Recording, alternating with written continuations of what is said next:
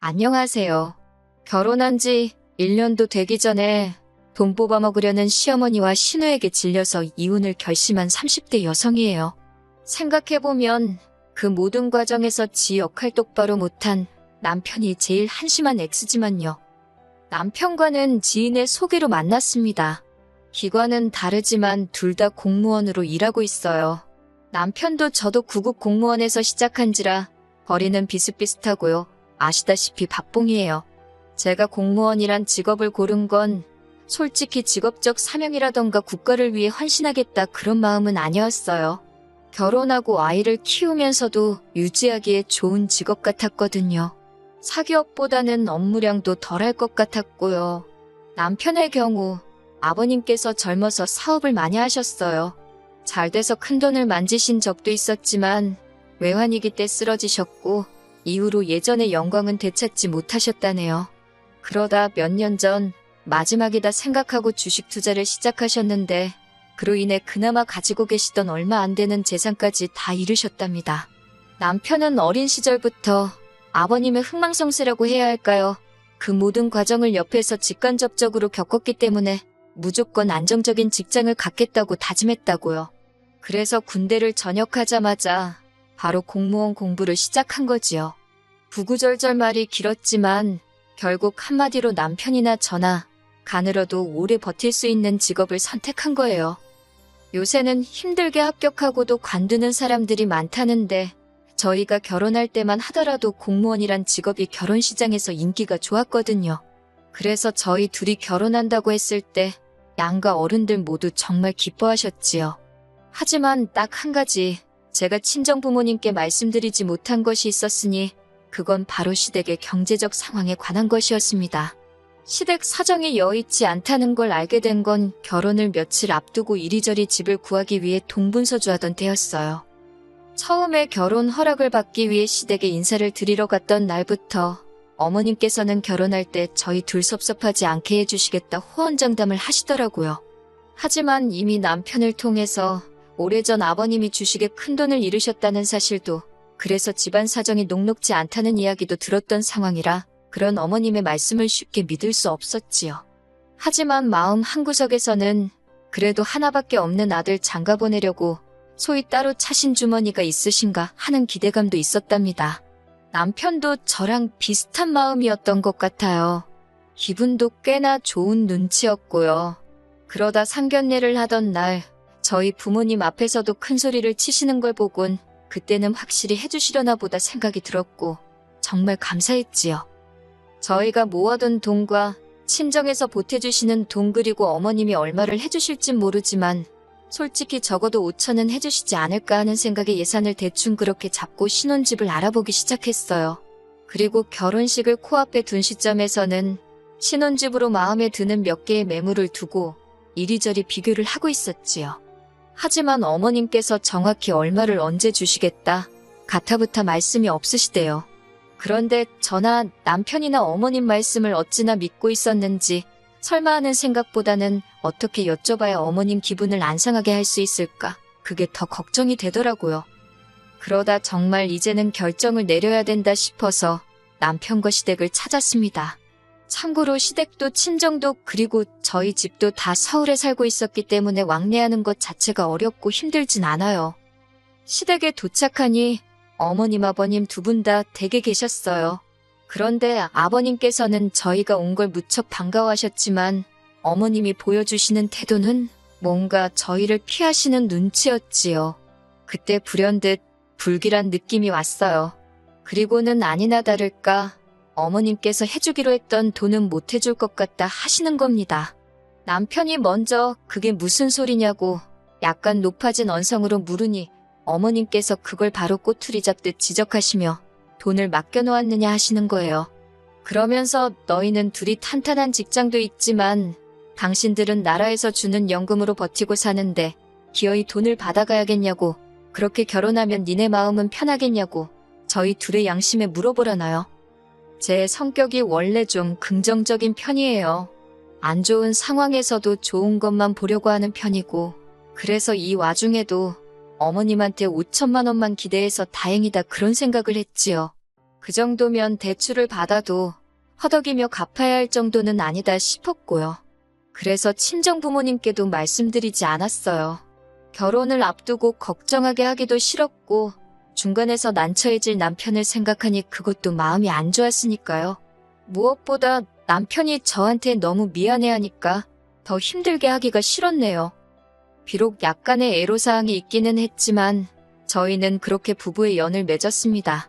저희 둘만 놓고 보자면 모난구석 없는 결혼 생활을 이어나갔어요. 다툼이 아예 없었던 것은 아닙니다. 연애할 때는 눈치채지 못했던 것들, 가령 남편은 게임을 너무 좋아하더라고요. 그래서 퇴근하고 오면 꼭 2~3시간은 게임을 하며 보냈는데 그래야 자기는 다음날 출근할 동력을 얻을 수 있다나요. 반면에 저는 게임을 좋아하지 않아요. 조용히 책을 읽는다거나 공부를 하는 편이지요. 여기서 공부라는 건 말 그대로 제가 그동안 몰랐던 것들을 배우는 일이에요. 다른 나라의 언어를 공부하기도 하고 재테크 공부 같은 거요. 몇 번의 다툼 끝에 저희는 서로의 다름을 인정하기로 했습니다. 그래서 퇴근하고 저녁 식사를 하고 나면 남편은 작은 방으로 저는 거실에서 각자 할 일을 하며 시간을 보내기 시작했지요. 오히려 그러고 나니까 사이가 좋아졌어요. 서로 충분히 스트레스를 풀었으니 예민할 이유가 없었거든요. 한편 그렇게 지내는 중 하루는 어머님께서 연락도 없이 저희 집에 찾아오셨습니다. 별로 놀랍지도 않았던 게 어머님께서는 이전에도 2번이나 연락도 없이 오신 적이 있거든요. 하지만 그때마다 저희가 집에 없었기에 그냥 돌아가셔야 했지요. 그래서 꼭 연락 좀 하고 오시라 말씀을 드렸는데 이번에도 그냥 오신 걸 보곤 대단하시네 그런 생각이 다 들더라니까요. 그래도 그날은 저희가 집에 있었으니 문을 열어드렸습니다. 어머님께선 지나가다 들렸다며 집 안으로 들어오시기가 무섭게 부엌으로 향하셨어요. 그리고는 대뜸 저희 집 냉장고를 여시면서 이것 보라고 텅텅 비었다며 이러면 당신 아들은 뭘 먹고 사냐입니다. 아무렴 현대사회에서 궁기해야겠어요. 소리가 목구까지 올라왔지만 어머님이랑 싸울 것도 아니니 그 말은 삼켰고요. 대신 인터넷으로 이것저것 식재료를 시켰고 이따 새벽에 오기로 되어 있다 했습니다. 요새는 온라인 마켓도 그렇고 대형마트도 그렇고 직접 가지 않아도 다 사 먹을 수 있잖아요. 그러자 어머님께서 아무리 그래도 세상에 그런 게 어딨냐며 주부인 제가 직접 시장에 가서 보고 사야 되는 거랍니다. 남편이 먹을 건데 남이 무슨 짓을 할 줄 알고 인터넷으로 먹을 거를 사냐고요? 아무렴 침이야 뱉겠어요. 그 소리도 하고 싶었는데 제가 그냥 그렇게 시장에 다니고 할 시간이 없다고 했습니다. 퇴근하고 언제 장봐와서 다듬고 차리고 하느냐고요. 그러자 어머님께선 대뜸 저더러 결혼했으면 살림이 먼저지 공부고 나발이고 그런 건 할 시간이 있고 장보러 갈 시간은 없냐는 겁니다. 여자는 원래 결혼하면 남편이 1순위, 시댁 식구들이 2순위 그렇게 돼야 하는 법이라면서요. 당신도 여자고 딸도 있으면서 어떻게 저런 소리를 아무렇지도 않게 하시나? 신기하대요. 한편 그 와중에 제가 공부하는 건 또 어떻게 아신 건가 싶어서 남편을 쳐다봤어요. 그러자 남편이 나중에 그러더라고요. 제가 공부하는 게 대단해 보여서 신우한테 이야기를 했는데 그 이야기가 어머님한테 들어간 것 같다고. 아무튼 그래서 공부랑 장 보는 건 별거고 그러면 게임하는 어머님 아드님이 장을 보는 게 더 맞겠다 했습니다. 남편은 차를 갖고 출퇴근을 하고 저는 대중교통을 이용하고 있었으니까요. 제가 남편더러 어머님 말씀 들었냐며 앞으로 쓸데없이 집에 와서 게임 같은 거 할 생각 하지 말고 집에 올 때 시장 들려서 장 봐오라고 했어요. 그러면 밥은 내가 차려주겠다고요. 어차피 저는 요리하는 건 좋아해서 밥은 늘 제가 했고 뒷정리는 남편이 했는데 남편 일거리만 늘어난 거예요. 그러자 어머님 얼굴이 진짜 금방이라도 터질 듯 빨개져서는 어이가 없다며 저더러 내가 너한테 하랬지 네 남편 시키랬냐고 목소리를 높이시대요. 그래서 저도 남편 입으로 들어갈 건데 자기가 보고 사는 게 제일 마음 편하지 않겠냐고 했습니다. 제가 무슨 짓을 할지 모르잖아요 라고 어머님이 하신 말씀대로 돌려드리니 더는 아무 말씀도 못 하시대요. 어머님이 씩씩대며 돌아가셨고 저라고 마음이 편하기만 한 건 아니었습니다. 착한 며느리 소리 듣기는 글렀구나 싶었는데 그게 뭐라고 저도 사실 착한 며느리, 좋은 며느리가 되고 싶었거든요. 그런데 첫 단추부터 잘못 기운 셈이니 그래도 할 말은 해서인지 한편으론 후련하기도 하대요. 이후로 어머님과는 적당한 거리감이 생겼고 저는 그게 좋았습니다. 그런데 문제는 신우가 이 꼴을 못 보더라고요. 신우는 남편보다 4살이 많았고 결혼도 했는데 신우 남편하고 사이는 안 좋은 눈치였어요. 남의 부부 속사정이야 제가 알 수도 없고 관심도 없지만 남편 말로는 두 사람이 상극이랍니다. 그래도 왜인지 이혼은 안 하고 산다나요. 아무튼 그런 신우가 자기가 무슨 어머님의 대변인 변호사라도 된다 싶었나 봐요. 신우는 걸핏하면 저에게 전화를 해서 자기 어머니, 그러니까 어머님이 얼마나 마음이 여리고 고운 심성의 소유자인지, 그리고 아들인 남편을 얼마나 끔찍히 아끼셨는지 고생을 많이 하셨다며, 그러다 한 번은 자기는 자기 어머니만 생각하면 눈물이 난다고 훌쩍이길래 저도 저희 친정어머니 생각하면 죄송하고 감사하고 그렇다고, 솔직히 딸들은 다 그렇지 않냐고 쏘아붙여버렸습니다. 유난도 적당히 해야지. 무슨 심파극 찍는 것도 아니고 그날따라 못 들어주겠더라고요. 한편 시간이 흘러 저희가 결혼한 지 8개월쯤 되었을 때였어요. 어머님 아버님 결혼기념일이 다가오고 있었지요. 용돈으로 한 100만 원 드릴 생각이었습니다. 친정 부모님도 얼마 전 결혼기념일로 여행을 다녀오셨는데 100만 원 드렸거든요. 그마저도 안 받겠다 하시는 걸 제가 꼭 받으셔야 한다며 드렸네요. 그런데 어머님 아버님은 친정 부모님하고 다르시더라고요. 특히 어머님께서는 당신이 먼저 500만 원을 달라고 하시는 겁니다. 어머님의 태도도 태도지만 액수에 깜짝 놀랐어요. 500이면 저희 둘 중 한 사람 월급을 넘는 금액이니까요. 제가 그렇게 큰돈이 왜 필요하시냐 하니까 니네 부모도 얼마 전에 여행 다녀오지 않았냐며 당신들도 여행 가려고 한답니다. 이 이야기는 또 어떻게 아셨나 궁금했지만 일단은 저희 부모님은 당신들 돈으로 가시는데 제가 용돈을 드린 거라고 말씀드렸어요. 그랬더니 어머님께서 대번에 안색을 바꾸시며 그러니까 지금 제 말이 돈도 없으면서 무슨 여행을 가냐 이거냐입니다. 그러면서 호통을 치시는데 너무 황당하더라고요. 그러면서 잔말 말고 500만 원을 당신 계좌로 보내랍니다. 안 보내면 가만 안 둘 거래요. 그러고는 일방적으로 전화를 끊으셨는데 기가 차더라니까요. 남편에게 이게 말이 되느냐고 퍼부었습니다. 그랬더니 남편이 기껏 한다는 소리가 올해 500만 원 해드리고 이후로 미래 용돈에서 까면 되는 거 아니네요. 예를 들어 내년에 100만 원 드릴 거에서 80만 원만 드리고 그런 식으로 20만 원씩 까면 괜찮지 않겠냐고요. 제가 그 액수는 다 누가 정하는 거냐고 물었습니다. 누가 내년에 어머님 아버님 100만 원씩 드린다고 했냐고, 그러면서 어디다 돈을 쌓아놓고 사냐고요. 그리고 이때부터는 내가 결혼하면서 어머님 말 바꾸신 걸로 당신한테 뭐라고 한 적이 있냐, 내가 뭐 제대로 된 거 하나 받은 게 있냐, 지금 누구 덕분에 대출 갚느라 고생인 줄 알긴 하냐, 500만 원이 네 집 개 이름이라도 되냐, 정말 따다다다 쏘아붙였네요. 그제서야 남편도 한 발 물러나긴 했는데 그 분을 삭힐 수가 없더라니까요. 하지만 상황은 여기서 끝나지 않았습니다. 어머님이 그렇게 일방적으로 전화를 끊으셨고 남편도 어머님 아버님께 500만 원은 못 해드린다는 제 의사를 확실히 전달했다 했기에 더는 신경 쓰지 않고 있었어요. 당연히 제가 먼저 어머님께 연락을 드린다거나 그런 일도 없었지요. 그랬는데 갑자기 아무 상관도 없는 신우가 나타난 겁니다. 제가 일하는 시청 앞으로 온 신우가 얘기 좀 하자며 저를 카페로 이끌더군요. 이번엔 또 무슨 심파를 찍으려고, 동시에 카페에 아는 사람이라도 있을까봐 신경이 날카롭게 섰지만 일단은 한번 들어는 보자 싶어 순순히 신우를 따라갔습니다. 신우가 한다는 말이 저는 결혼 생활이라는 걸, 며느리로 어떻게 살아야 하는지를 몰라도 한참 모른답니다. 그러면서 자기 어머니가 정말 500만 원을 욕심냈겠냐는 거예요. 돈이 문제가 아니라 저희 정성을 보려고 어머님이 저를 테스트하신 거랍니다. 여기서부터 너무 황당해서 말 그대로 이게 무슨 개소린가 싶더라고요. 그런데 신우가 계속해서 한다는 말이 퇴근하고 집에 오면 공부하고 그러지 않냐며 그 시간에 어디 마트라도 가래요. 식당이라도 가서 단기 아르바이트 같은 거 하면 솔직히 500만 원 금방 번답니다.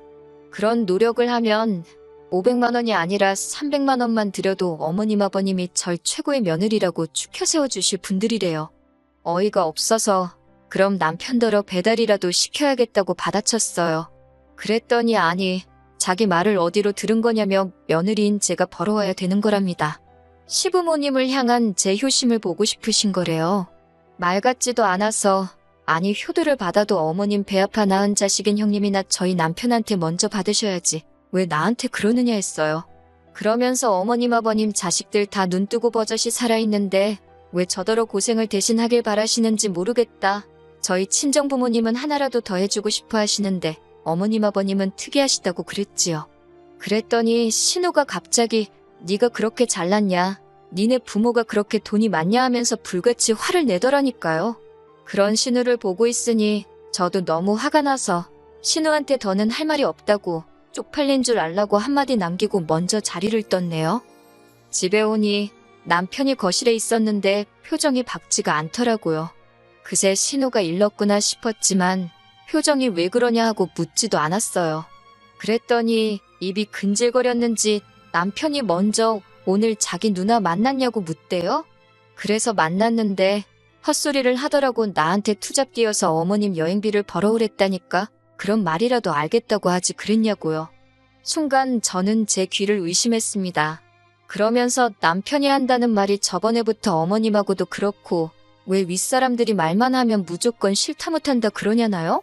그래서 그러면 당신은 지금 어머님이나 신우가 나한테 말이 되는 걸 할 수 있는 걸 시킨다고 생각하는 거냐고 따졌습니다.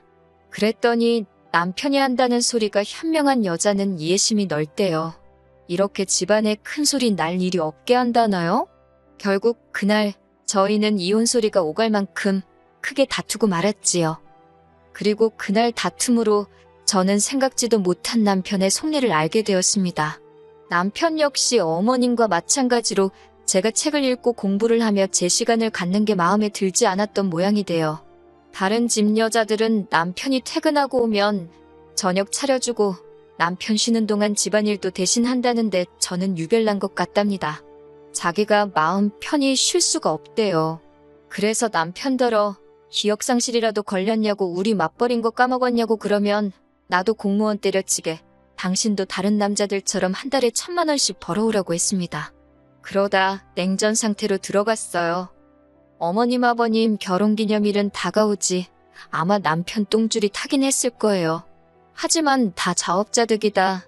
이제 그나마 100만 원 드리려던 것도 괘씸해서 한 푼도 안 드리기로 마음먹었지요. 그리고 뭐 남편도 자기 비상금 정도는 있을 거란 생각도 있었고요. 참고로 저희가 결혼할 때 제가 해온 돈이 더 많아서 경제권을 제가 갖고 있었어요. 그러다 정말 결혼기념일까지 3일을 앞두고 남편이 먼저 말을 걸더라고요. 아버님이 어디서 무슨 말씀을 듣고 오셨는지 비행기는 죽어도 안 탄다고 하셨답니다. 당사자가 비행기를 안 탄다 하니 당연히 해외여행은 없던 일이 되었지요. 그리고 그 대화를 계기로 남편이 조금씩 제 눈치를 보면서 저랑 대화를 시도하더라고요. 여전히 그날의 대화를 생각하면 화가 치밀었지만 안 보고 살 것도 아니고 어쩌겠나 싶은 마음으로 저도 마음을 좀 풀려고 노력을 했지요. 그리고 결혼기념일 당일이었습니다. 고기나 실컷 먹자는 아버님의 말씀에 어머님 아버님, 저희 부부 그리고 신우까지 모였네요. 그런데 그 자리에서 신우가 저희랑 상의도 없이 어머님 아버님더러 결혼기념일 여행을 못 가게 되었으니 팁이랑 프리미엄 안마의자를 사드리겠다 하는 거예요. 저희랑 같이 돈을 모아서요. 황당해서 제가 신우더러 잠깐 이야기 좀 하자 했습니다. 그랬더니 신우가 자기가 벌써 다 알아봤는데 다 합쳐서 한 700만 원이면 된다고 신우, 그리고 저희 남편이 이렇게 셋이 돈을 모아서 사자대요. 자기가 한 250 낼 테니까 저희더러 450 내라면서 그래도 해외여행보다 싸게 먹히지 않냐고요. 그래서 그렇게 계산하면 왜 셋이냐? 언니 남편도 있으니 넷으로 해라. 그렇게 말하고는 아니 그게 아니지 싶어서 아니 안 산다고. 그럴 돈이 없다는데 진짜 왜 이러냐고 제가 화를 냈어요. 그랬더니 저더러 그까지 푼돈 가지고 왜 자꾸 일을 키우냐입니다. 그때부턴 진짜 쪽팔리고 뭐고 할 거 없이 고깃집 복도에서 신우랑 저랑 원성이 높아지기 시작했어요. 그러자 어머님이 뛰어나와서는 당연히 신우 편을 드셨지요. 저더러 돈밖에 모른다면서 아주 그냥 가족을 위해서 이런 한 푼 쓸 생각이 없다나요. 그러자 남편이 저를 잡아 끌고 나갔습니다. 제가 뭐라고 말 한마디 해보기도 전에 자기가 그렇다고 제 편을 들어준 것도 아니고 말 그대로 저를 끌고 나가더라고요. 제가 남편더러 이게 다 무슨 일이냐고, 당신 가족들 왜 우리한테 돈을 뜯어가지 못해 안달이냐고 제가 소리를 질렀습니다. 그랬더니 남편이 저도 잘한 게 없답니다. 왜 그렇게 인색하게 구냐고 그래요. 어머님 아버님 결혼기념일이 매달 있는 것도 아니고 1년에 한 번 그까짓 500만 원 드리는 게 그렇게 어렵나고요. 저도 결국 가진 거라곤 그거 두 쪽밖에 없으면서 왜 당신 가족들은 이렇게 주제 파악도 못하냐고 했습니다. 그러면서 더는 말할 것도 없다고 이혼하자고 했어요. 노후 준비도 안 되어 있는 시부모님도 부담스럽고 저렇게 앞뒤 생각 없이 내질러대는 신우도 밥 마시고 무엇보다 당신이 못 믿어 못 살겠다 했지요. 당장 오늘 밤이라도 짐 챙겨서 시댁으로 가라고 했어요. 장가 올 때 가져온 돈은 내가 계산해서 보내줄 테니까 가라고 했네요. 참고로 어머님 아버님이 곧 정리하신다고 약속하긴 하셨지만 남편 앞으로 받아놓은 대출이 있어서 혼인신고는 안 하고 있었어요. 정말이지 신의 한 수였다니까요. 아무튼 제가 세게 나가니 남편은 저번처럼 다시 한번 한 발 물러서긴 했지만 더는 못 참아주겠더군요. 그래서 이런저런 실랑이가 오갔지만 결국 헤어졌습니다. 그런데 어머님은 끝까지 돈 500이 뭐라고 이혼을 하느냐고 저더러 후회할 짓 하지 말랍니다. 그 돈 이제 들어와서 줘도 안 받는다 하시는데 저희 어머님 분명히 또 달라고 하실 분이거든요. 그리고 그 망할 시누이만 생각하면 그 엑스랑 가족이랍시고 얽혀 사느니 이 꼴 저 꼴 안 보고 사는 게 낫다 싶어서 뒤도 안 돌아보고 헤어지는 걸로 마음먹을 수 있었네요. 남편과 완전히 정리가 되고 나서야 친정에도 그간 있었던 일을 알렸습니다. 저희 부모님께는 정말 제가 큰 불효를 했지요. 너무 속상해 하셨거든요. 아, 남편에게선 연락 계속 와요.